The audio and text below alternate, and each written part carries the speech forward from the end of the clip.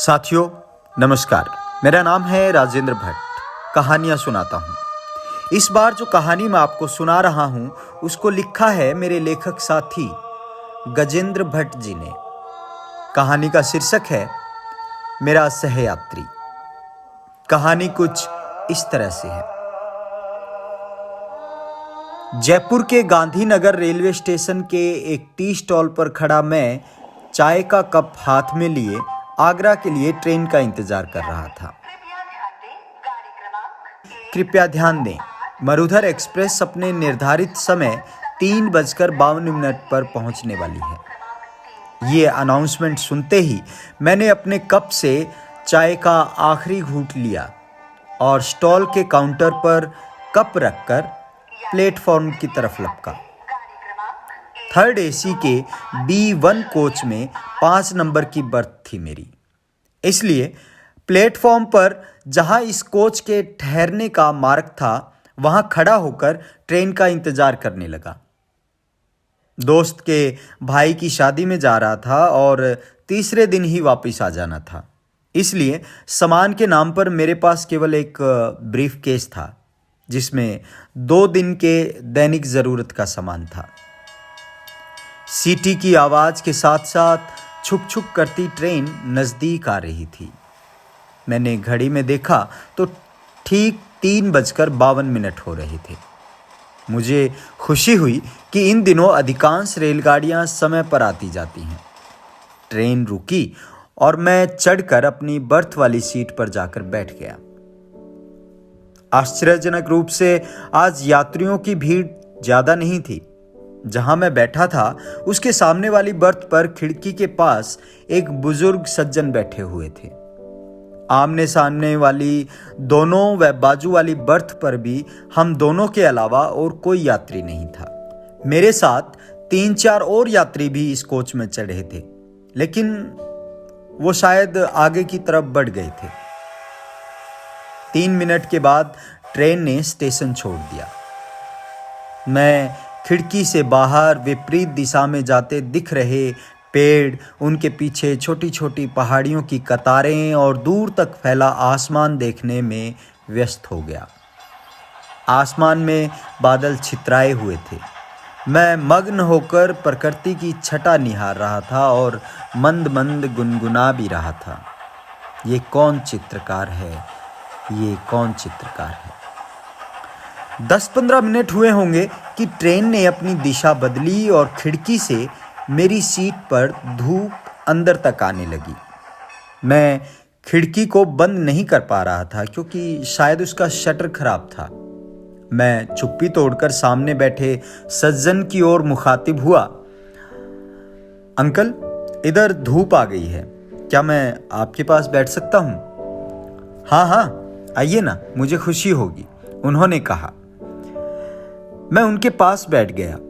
वो महाशय अब भी चुप थे, इसलिए बोरियत मिटाने के लिए मैंने ही उनसे पूछा, कहाँ जा रहे हैं आप? आगरा जा रहा हूँ, अपनी बेटी के पास।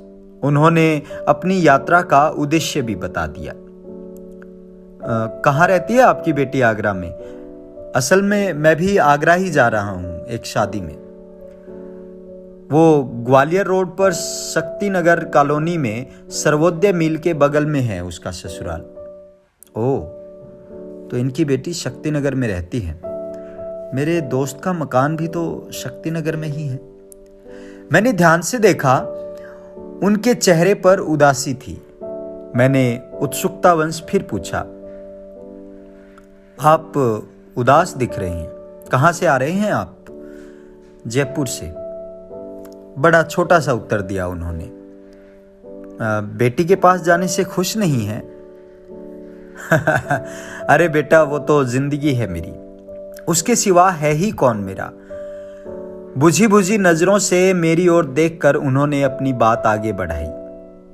जानना चाहते हो मेरी उदासी का कारण?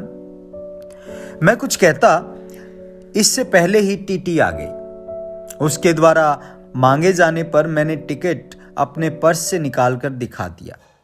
टीटी हमारे सामने वाली बर्थ पर बैठ गया और मेरा टिकट देखने के बाद अपने हाथ में पकड़ी शीट को ध्यान से चेक करने लगा। पटरियों की आवाज़ के साथ ट्रेन की रफ्तार कम हो रही थी। शायद अगला स्टेशन आने वाला था। टीटी उठा और कोच के दरवाजे पर जाके खड़ा हो गया। उसने मेरे पड़ोसी सज्जन से टिकट तक नहीं मांगा था। बहुत झुंझलाया था मैं। ये टीटी का बच्चा ज़रूर इस बुजुर्ग का मिलने वाला है, तभी उससे टिकट नहीं मांगा।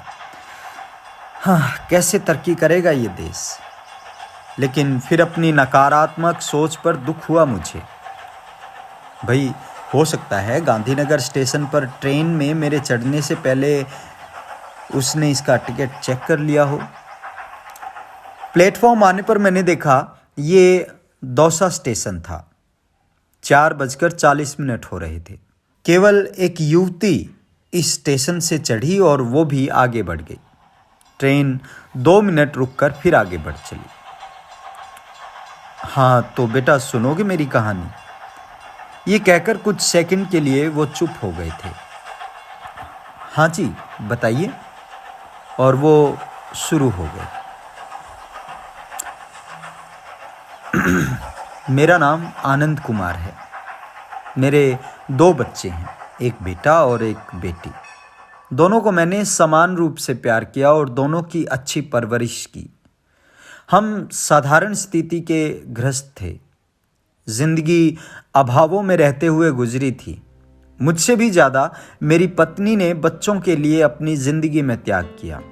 अपना निवाला उन्हें खिलाकर खुद भूखी रहती थी।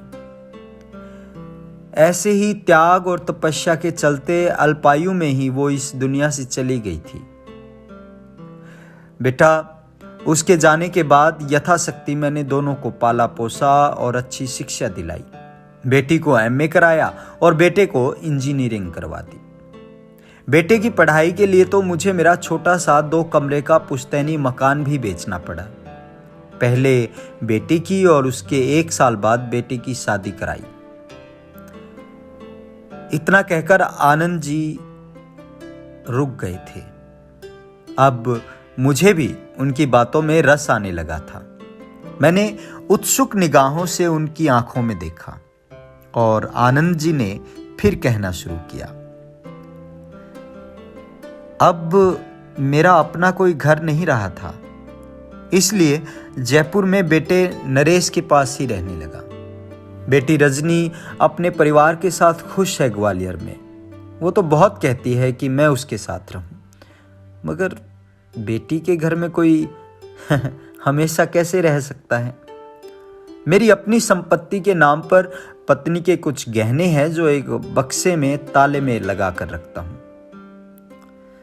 भाई, तुम कहोगे कि बक्से में ताला क्यों लगाता हूं? दरअसल बेटा, बहू के चुनाव में कुछ भूल हो गई थी मुझसे।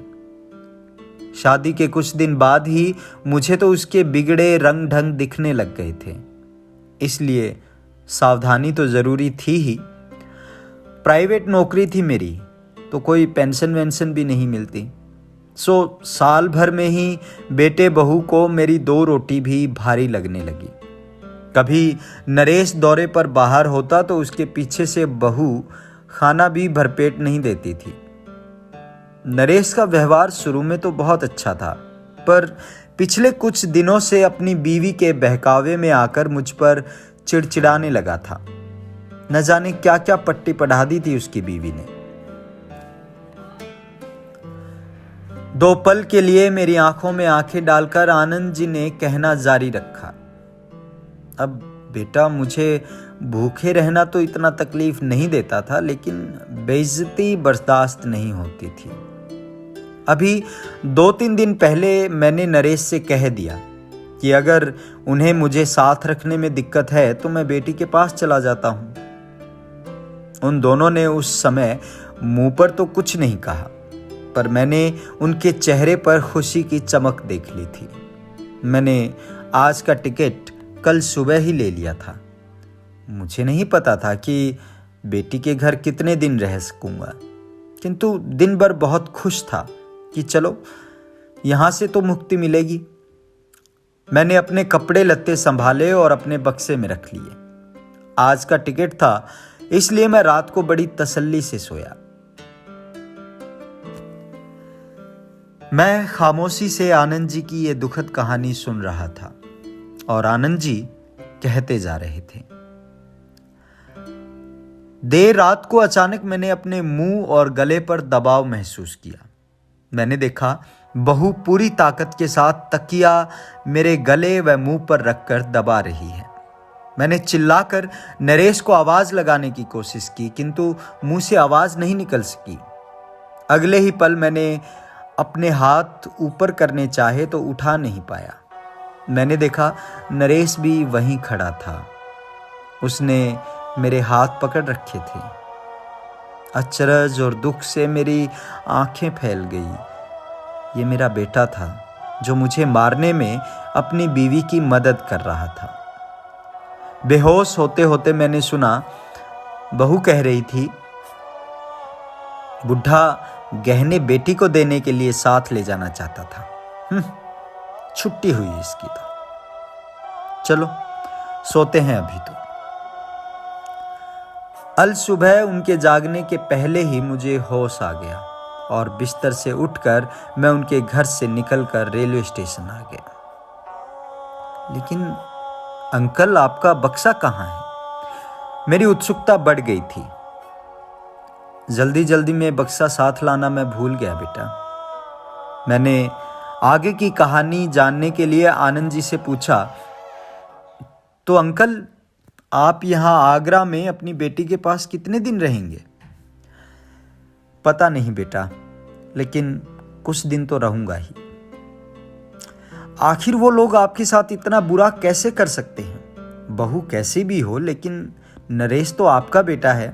कैसे तैयार हो गया वो आपको मार डालने के लिए? आपको वहां रुककर उन दोनों के खिलाफ पुलिस में रिपोर्ट दर्ज करवानी चाहिए थी, मैंने आक्रोशित होकर कहा। कैसे शिकायत करता मैं नरेश की, अपने बेटे की, जिसके लिए मैंने और मेरी पत्नी ने न दिन देखा था और न रात। जिस औलाद के लिए हमने अपनी जिंदगी खपा दी, उसे जेल भेजने का कलेजा मैं कहां से लाता बेटा? उनकी बातें इतना तल्लीन होकर सुन रहा था मैं कि कब ट्रेन रुकी और अगला स्टेशन बांदीकुई आ गया, पता ही नहीं चला। चाय ले, चाय ले। चाय की आवाज लगाता एक लड़का चाय की केतली लेकर ट्रेन में चढ़ाया था। मुझे चाय पीने की इच्छा नहीं थी, हाँ, कुछ खाने की इच्छा जरूर हो गई थी। मैंने आनंद जी से पूछा, आप कुछ नाश्ता लेंगे अंकल? उन्होंने सिर हिलाकर इनकार कर दिया और मैं कुछ लेने के लिए ट्रेन से उतरा। स्टेशन पर गर्म और ताज़ा के नाम पर 2-2 बार तेल में तली हुई पकौड़ियाँ मिल रही थी, इसलिए केवल बिस्किट का एक पैकेट खरीद कर लौट आया था मैं। बर्थ पर पहुंचा तो आनंद जी नजर नहीं आए। खिड़की के बाहर नजर जमाए एक युवक वहां बैठा था। मैंने उससे पूछा, हेलो, यहाँ जो अंकल बैठे थे, क्या वो बाहर निकले हैं? पता नहीं भाई साहब, मैं तो जस्ट अभी आया। मैं आया तब यहाँ कोई नहीं था, उसने जवाब दिया। मैंने ट्रेन के दरवाजे पर जाकर दाएं बाएं देखा, किंतु वो नहीं दिखाई दिए। ट्रेन धीरे धीरे स्टेशन छोड़ रही थी, किंतु आनंद जी दिखाई नहीं दे रहे थे। मैंने अनुमान लगाया वो शायद कुछ खरीदने के लिए स्टेशन पर उतरे होंगे और फिर ट्रेन रवाना हो जाने के कारण किसी और डिब्बे पे चढ़ गए होंगे। आगरा आया तब तक रात्रि के 8 बज चुके थे। मैंने शीघ्रता से अपना ब्रीफकेस उठाया व ट्रेन से नीचे उतर आया। शादी की व्यस्तता होते हुए भी मेरा मित्र सुरेंद्र खरे मुझे स्टेशन पर लेने आया था। एक दूसरे से गले मिले हम दोनों। खरे से मिलकर इतनी खुशी हुई कि उस समय मुझे आनंद जी का ख्याल ही नहीं आया था। रात का समय था और सड़कों पर ट्रैफिक भी बहुत था, लेकिन खरे की ड्राइविंग बहुत अच्छी थी। मात्र 35 मिनट में हम उसके घर पहुंच गए और भाभी जी मुझे देखते ही खुश हो गई और फिर उल्हाना देते हुए बोली, उठकर अकेले चले आए हो, भाभी जी को क्यों नहीं लाए? वो उम्मीद से हैं भाभी, वरना जरूर साथ लाता। ओह, बहुत बहुत बधाई। ऐसा कहकर वो चाय बनाने चली गई। उसी समय हमारे एक अन्य मित्र मुन्ना लाल ने कमरे में आकर मुझे चौंका दिया। खरे ने मुस्कुराते हुए बताया कि वो भी चित्तौड़ से आज सुबह ही आया है। मिलने जुलने की औपचारिकता के बाद अब मुझे फिर से आनंद जी का ध्यान आया। चाय आई तब तक मैंने दोनों को ट्रेन का सारा वाक्य बता दिया। सारी कहानी सुनकर खरे ने कहा, वो महाशय भी पहुंच ही गए होंगे उनकी बेटी के वहां। अगर तुम चाहो तो कल उनसे मिल आना, पास में ही होगा उनकी लड़की का मकान। जो पता उन्होंने बताया है उसके हिसाब से। अब चाय पीकर तुम लोग चाहो तो गपशप लगाओ या फिर थोड़ा फ्रेश हो लो। मैं थोड़ा बाजार होकर आता हूं। वो मुझे मेरा कमरा दिखाकर किसी काम से बाजार निकल गया। अगले दिन दोपहर खरे से कार मांगकर मैं मुन्ना लाल को साथ लेकर आनंद जी से मिलने के लिए निकला। रास्ते में मुन्ना लाल ने मुझसे पूछा, अम्मा यार, तुम्हें आनंद कुमार जी में इतनी दिलचस्पी क्यों है? यदि वो मेरे साथ आगरा उतरते तो कोई बात नहीं थी, लेकिन वो बांदीकुई में उतरकर वापस डिब्बे में नहीं आए, इसलिए थोड़ा परेशान हूं यार। वैसे भी बहुत त्रासदी से गुजरे हैं, मैंने जवाब दिया। आनंद जी की बेटी रजनी का घर पास में ही था, इसलिए पूछताछ कर वहां पहुंचने में मुश्किल से 10-15 मिनट लगे होंगे हमें। दरवाजे पर कॉल बेल दबाने पर एक अधेड़ सज्जन बाहर आए और प्रश्न सूचक निगाह हम पर डाली। रजनी जी यहीं रहती है ना? दरअसल हमें उनके पिता आनंद कुमार जी से मिलना है, जो कल आपके यहाँ आए हैं। उन्होंने आश्चर्य से मेरी ओर देखा और बोले, रजनी मेरी बहू है। वो और मेरा बेटा दोनों आज सुबह ही जयपुर गए हैं, क्योंकि आनंद कुमार जी का कल देहांत हो गया। आपसे किसने कहा कि वो यहाँ आए हैं? ऐसा सुनते ही मैं तो जैसे आसमान से धरती पर आ गिरा। सिर चकराने लगा था मेरा, परंतु संभाला अपने आप को। रजनी के ससुर और मुन्ना लाल दोनों ही मेरी ओर देख रहे थे। उनके प्रश्न का कोई जवाब न देकर क्षमा मांगकर लौट पड़ा था मैं। तो क्या ट्रेन में आनंद जी की आत्मा थी मेरे साथ, जो बेटी के यहां जाने की इच्छा पूरी करने के लिए ट्रेन में आई थी? मैं मुन्ना लाल के साथ कार में बैठ गया। वो कुछ बोल तो जरूर रहा था, किंतु मैं सुन नहीं पा रहा था। मेरा दिमाग सुन्न हुआ जा रहा था और मैं अपने उस सहयात्री के बारे में सोचता जा रहा था। बस इतनी सी थी ये कहानी। दोस्तों, अगर आपको ये कहानी पसंद आई हो तो इसे लाइक कीजिए, अपने दोस्तों के साथ साझा कीजिए। और हाँ, अगर अभी तक आप मुझसे नहीं जुड़े हैं तो मेरे YouTube चैनल को सब्सक्राइब कीजिए। अगली बार फिर मिलते हैं एक नई कहानी के साथ। इसी के साथ इजाज़त दीजिए। नमस्कार।